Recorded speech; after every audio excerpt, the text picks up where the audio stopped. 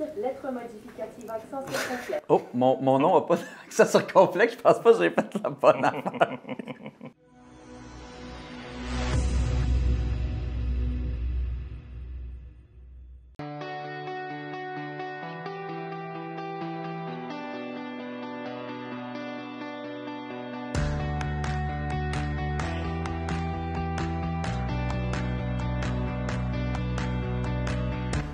Bonjour, Nathalie. Oui, bonjour Thomas. Comment enchanté. Où est-ce qu'on est puis qu'est-ce qu'on fait aujourd'hui? Ici, on est à l'Institut de réadaptation en déficience physique de Québec. Puis aujourd'hui, ça va me faire plaisir de te présenter ma profession, spécialiste en réadaptation en déficience visuelle, ainsi que spécialiste en orientation et mobilité. Bon, bien, je vous suis. Parfait, bien.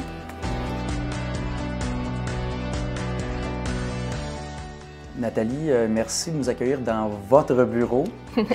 Ça me fait plaisir. Il y a deux emplois principaux de ce que j'ai compris en déficience visuelle. C'est lesquels et qu'est-ce que ça fait exactement? Il y a les spécialistes en réadaptation en déficience visuelle. Ce que vous faites, vous? Oui, qu'on appelle communément SRDV. Et puis, il y a également les spécialistes en orientation et mobilité, qu'on appelle les SOM. Et c'est quoi la principale différence entre ces deux métiers-là? C'est principalement au niveau des déplacements. La spécialiste en orientation et mobilité, son titre le dit, va être dans tout ce qui va demander un déplacement pour la personne qui a un problème de vision. Ça peut être un déplacement à l'intérieur d'un établissement, à l'intérieur de sa maison, mais ça peut être un déplacement également à l'extérieur, un trajet pour se rendre au travail ou à l'école. Fait que tout ce qui implique un déplacement, la spécialiste en orientation mobilité est présente. La spécialiste en réadaptation visuelle comme moi, bien, c'est comme plus toutes les autres habitudes de vie qu'on peut réaliser dans une journée. Se préparer à déjeuner, faire la lecture à l'école, au travail. Ça pourrait être faire le paiement quand je me présente à l'épicerie. Tout ça demande à quelque part une certaine acuité visuelle, une certaine vision. Puis quand ma vision est altérée, bien, ça se peut que j'ai besoin de trucs, de stratégies, de moyens spécialisés ou non pour être encore capable de faire ces choses-là. C'est là qu'on entre en jeu. C'est vous qui aidez avec ces stratégies-là et la routine, alors que l'autre emploi, finalement, c'est plus les déplacements. Oui, c'est ça. Ça ressemble à quoi une journée régulière? On fait des interventions ici en clinique, mais on en fait beaucoup à domicile ou dans le milieu de travail ou à l'école ou bon. Fait qu'on est souvent à l'extérieur. J'ai probablement des clients à rencontrer dans la journée, soit ici en clinique ou encore à domicile. Peut-être les deux aussi dans la même journée. Et puis, en fonction de ça, ben, je vais récupérer mon dossier, puis là, je vais me faire un plan de match. Des aides que j'ai à apporter ou à préparer pour rencontrer mon client, parce que c'est rare que je n'utiliserai pas quelque chose, là, un outil en particulier. Donc, on a tout ce matériel-là, puis comme je dis, un plan de match, comment je vais présenter le matériel au client, comment je vais lui enseigner à l'utiliser, comment je vais lui expliquer sa déficience visuelle, puis comment il voit, puis comment il faudrait qu'il fasse autrement. Fait que dans ma journée de travail, ben c'est ça, ça inclut le plan de match de ma rencontre avec les clients de la journée. Puis ça peut impliquer d'aller rencontrer l'optométriste pour qu'il me parle de l'examen qu'il a fait avec l'usager, puis qu'il me donne les résultats, parce que je vais utiliser ces résultats-là pour le choix de mes aides éventuellement. Ça peut être d'aller voir l'opticienne pour savoir quand est-ce qu'il va avoir ses lunettes, mon client, puis j'attends tout ça pour travailler ou pas. Si on a déjà rencontré le client, ça se peut qu'on ait une réunion d'équipe parce que je suis rarement toute seule à travailler avec le client. Fait qu'on a-tu à jaser ensemble pour se faire un plan de match d'équipe pour ce client-là. Quand on parle de déficience visuelle, oui. J'imagine, vous allez peut-être me corriger si j'ai tort, mais c'est tellement large, j'ai l'impression, mais qu'est-ce qui rentre là-dedans? Moi, je fais de la myopie. Est-ce que ça compte comme une déficience visuelle ou il y a une espèce de barème plus précis? Être myope, c'est pas une maladie, c'est une condition de ton œil. À cause de la forme de ton œil, là, tu vois pas bien au loin. Mais tu vas chez l'optométriste, il va mesurer le tout, il va te donner une correction en lunettes et là, ta vision va redevenir normale.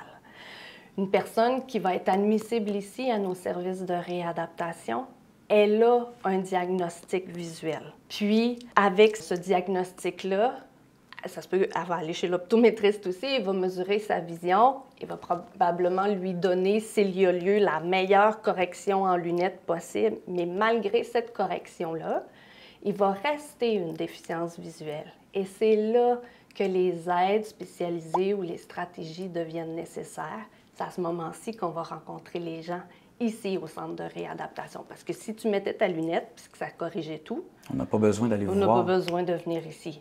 C'est vraiment, malgré la meilleure correction en lunettes, la maladie que tu as dans tes yeux fait qu'il reste une déficience visuelle. Soit de l'acuité, la qualité à bien voir les choses, ou de ton champ de vision. Et ça se pourrait qu'ils deviennent de plus en plus petits. Est-ce qu'il y a des mythes ou des préjugés, des stéréotypes envers votre métier ou votre domaine? Il y a des mythes en lien avec la déficience visuelle. Comme quoi? Ben, tu sais, quelqu'un qui vous... Si tu rencontres une personne avec une canne blanche, ben en général, les gens ils vont penser que cette personne-là est aveugle. Elle voit pas. Moi, je le pensais jusqu'à là, sincèrement. C'est pas toujours le cas? Rarement. Si tu vas rencontrer une personne, c'est aussi en lien avec les déplacements, mais qui a un chien, bien, les gens ils pensent que c'est le chien qui décide quand est-ce qu'il peut traverser la rue. Le chien jamais. voit la lumière piétonne puis il se dit « c'est mon cue ». C'est ça, mais c'est jamais le chien qui prend la décision, c'est la personne. Mais le chien, il va donner des indices à la personne de comment bien faire là, sa traverse, mettons, là, mais c'est pas lui qui va décider. Je pense que vous avez un plan de match pour moi aujourd'hui. On va faire Oui. une couple d'activités. Qu'est-ce qu'on s'en va faire? On va te faire découvrir comment ça se passe quand ta vision te donne peut-être pas tous les repères que tu aurais habituellement. Bon, ben, on va faire ça. C'est bon. Parfait. Je vais apporter mes yeux. Je vais causer ça peut-être mieux aller. Valérie, quels emplois vous occupez à l'Institut? Moi, je suis spécialiste en orientation et mobilité, donc communément appelée SOM, S-O-M. Donc, moi, dans l'équipe, je m'occupe de tout ce qui touche l'orientation spatiale, les déplacements, l'autonomie dans les déplacements pour la personne qui a une déficience visuelle. Et là, vous allez me mettre au défi avec le test de l'escalier. Oui. Ça consiste en quoi? Bien, les escaliers, la difficulté, elle est souvent de descendre quand on a une basse vision parce qu'on a du mal souvent à savoir où commence et où finit l'escalier. Donc, je vous donne un simulateur de basse vision. OK. Puis, Ah! parmi... Vous êtes toujours là? Je suis toujours OK. là. Donc, là, vous avez une déficience visuelle. Alors, même avec la meilleure correction possible, je ne peux pas améliorer votre vision plus que ça. Parfois, on va recommander aussi des adaptations dans l'environnement pour aider les personnes qui ont une basse vision à mieux se déplacer en sécurité puis en autonomie. On peut recommander d'aller mettre du contraste dans les escaliers, dans les endroits publics. Peut-être que vous avez déjà vu ça à certains endroits. Du contraste, c'est comme de la couleur? Est-ce que c'est des choses plus voyantes, j'imagine? Oui. Regardez donc vers l'escalier ici. Est-ce que vous voyez la ligne jaune au début de l'escalier? Oui. Oui, je la vois pas pire clairement. Je vais dire très clairement, mais Pas un pire peu clairement. OK. Ouais. Approchez-vous jusqu'au bord de l'escalier. Vous avez le droit de prendre la rampe aussi. Je Hein? peux. Ça fait partie des outils qui OK. sont là. Fait qu'on prend les Puis outils elle dont est on a verte, fait besoin. qu'on la voit aussi. Oui. Allez-vous me retenir si je me plante? Oui, il n'y a pas de danger. Le reste de l'escalier, sans le jaune, est-ce que vous voyez les marches aussi bien? C'est plus difficile. Plus difficile. Alors, si on n'avait pas eu la ligne jaune au départ, probablement que vous auriez hésité, puis là, avec le pied, vous auriez vérifié, je suis rendue, je suis pas rendue. Je vous laisse descendre, puis vous allez pouvoir faire une pause sur le palier parce que la dernière marche, elle est aussi marquée en jaune. Oui. Je vous laisse aller.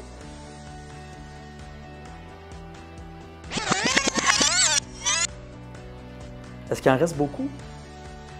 Ben, vous arrivez au palier bientôt. Voyez-vous la ligne jaune? Oui. Oui, puis avec aussi la rampe qui va tourner, hein, ça vous donne un indice aussi. Avec le vert flash comme ça aussi, Oui, mais j'aime juste- bien ça. Juste au feeling, là, hein, on le sent aussi que ça tourne, donc qu'on arrive sur un palier. C'est un escalier que vous n'avez jamais fait. Hein. C'est quelque chose de complètement nouveau pour vous. Oui. Quand on est dans un endroit inconnu, c'est toujours plus déstabilisant. Hein. Quand on est chez nous et qu'on connaît notre escalier par cœur, ben, on a peut-être moins besoin d'en mettre. C'est pour Sans ça les que- lunettes, en plus, ça va encore mieux. Ouais, mais... Comment ça ça s'est passé, l'escalier? Somme toute pas pire, mais naïvement, je pensais que ça allait être facile. Puis une chance que vous étiez à côté de moi, puis une chance qu'il y avait de la couleur, parce que sinon, j'aurais une commotion dans le coin ici. Tu es prêt à passer à un petit peu plus corsé? C'est plus dur que ça? Ouais? OK. OK, on va aller voir d'autres choses. On y va. Alors Thomas, j'ai une canne avec moi. Je vais te demander de la prendre dans tes mains. On va faire juste la montée de l'escalier. Tantôt, on l'a descendu avec un simulateur de basse vision. Là, on va la monter avec le bandeau sur les yeux. Tu peux te tourner vers l'escalier et me dire quand tu vas sentir la marche avec ta canne. Ah, c'est le début de l'escalier. Alors, on va aller chercher la marche suivante. Parfait. On tient la canne comme ça et on y va.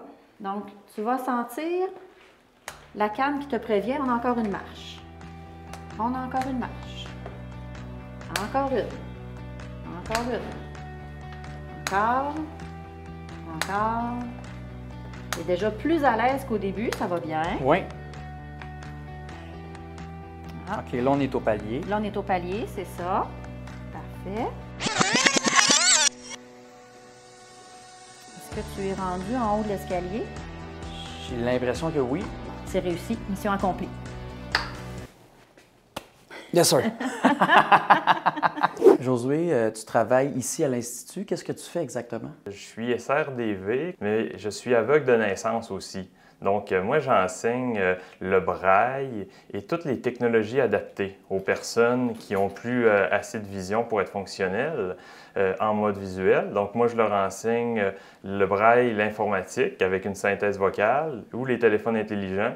Ils peuvent utiliser une synthèse vocale ou l'afficheur braille. Et t'es non-voyant, t'as dit depuis la naissance.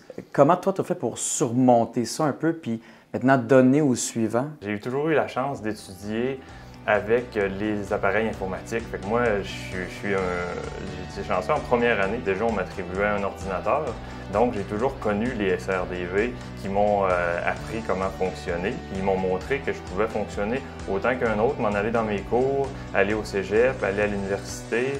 Et après ça, à un moment donné, j'ai rencontré le SRDV qui était avec moi quand j'étais jeune, puis il m'a dit, je pense qu'il n'y a rien de mieux qu'un aveugle pour montrer un autre aveugle, parce qu'on fait toujours ça dans notre quotidien, dans notre vie de tous les jours. Je veux te montrer aujourd'hui à pouvoir te montrer qu'on peut être autonome avec le braille, avec les synthèses vocales, même si on a une déficience visuelle. Le braille, c'est un système de points en relief qui est composé de 6 points au maximum. Donc, avec ces 6 points-là, on peut faire tout, les ponctuations, les chiffres, les accents, les lettres. Donc, si on lit, c'est à la verticale comme ça. Donc, on a 6 points disposés en 2 colonnes. Donc, 1, 2, 3, 4, 5, 6. Si on l'écrit, les points, on va les mettre à l'horizontale, comme ça. Donc, Écrit horizontal, lire vertical, c'est ça. Si, par exemple, je veux écrire la lettre T, parce que c'est le début de ton nom, donc on va enlever les points, parce que ça va être 2, 3, 4 et 5. Donc, comme ça, on a la lettre T. Donc, tu vas appuyer sur toutes les touches en même temps pour écrire la lettre T. Donc, c'est ce que je vais te faire faire. Donc, je vais te tendre un bandeau. Je trouve ça déjà difficile sans le bandeau. Déjà? Donc, moi, je vais te dire les points et ensuite, tu vas devoir les faire pour qu'on puisse écrire ton nom. Tu es quand même chanceux, tu n'as pas trop un nom long. Non, au moins, c'est pas Louis-Philippe. Donc là, on va commencer avec un T majuscule. Donc là, la majuscule, ça va être un caractère différent. Donc, tu vas devoir faire les points 4 et 6. Là, je sais même pas si je suis sur le bon clavier. OK, 4, 5. Je pense que là, j'ai 4 et 6. Oui. Ici. En même temps? En même temps. Lettre modificative, accent circonflexe. Oh, mon nom n'a pas d'accent circonflexe. Je pense pas que j'ai fait la bonne affaire. M, ça va être 1, 3 et 4. Ah non. Ah, c'est déjà le A, tu l'as fait avant. Je suis trop habitué. C'est pas Ah c'est comme... oui, c'est pour ça. Tu viens de faire le M. Là, le A, ce qui est facile, c'est le plus facile, c'est juste le point 1. Et dernière lettre, ça va être le S, qui va être 2, 3, 4. Les points 2, 3, 4. 2, 3. Oh. Symbole livre. Oh, ouais, t'as trouvé la livre. Hey. Yes! Oui, félicitations. Allez, merci. Je suis sûr que mon prénom a 26 lettres maintenant. Donc là, toutes les lettres que tu viens d'écrire, ben, ils se sont affichés sur l'afficheur braille. Donc, juste en bas de ce que tu viens écrire, tu peux toucher, puis il y a des points qui se sont affichés. Donc, OK. ici. Ouais, je les sens un peu. Ouais, hein? C'est un petit peu, hein? Fait que les points, ils s'affichent automatiquement. Est-ce que la touche la plus à gauche, c'est la lettre T, supposons? Habituellement, ça devrait être le point le plus à gauche, ça devrait être la majuscule avec le T. Là, il y a peut-être eu des erreurs, là. Mais, Je confirme que oui. Ah ouais? Parlez-moi un peu de votre parcours, comment vous êtes rendu jusqu'ici sur votre chaise. Bien, le parcours habituel, ça va être de faire une formation universitaire dans un champ d'activité peut-être plus social, psycho, ergothérapie, puis par la suite accéder à la maîtrise à l'Université de Montréal. Qu'est-ce que vous recommandez ou quel conseil vous donnez à un jeune qui a regardé la capsule et qui a envie de travailler en déficience visuelle? Si ce qu'il a vu dans les quelques dernières minutes lui a plu, qu'il a le goût d'aider les gens, qu'il a le goût d'être créatif, de travailler tant à l'extérieur qu'à l'intérieur, puis que ça soit diversifié, effectivement, ça peut être un très bon choix. Se préparer pour étudier pendant quelques années, mais surtout savoir que de l'emploi, il va y en avoir quand il va avoir terminé. Des SRDV et des sommes, on en a besoin à travers la province de Québec au complet. Il y a de la place. Oui. Merci Nathalie. Ça m'a fait plaisir.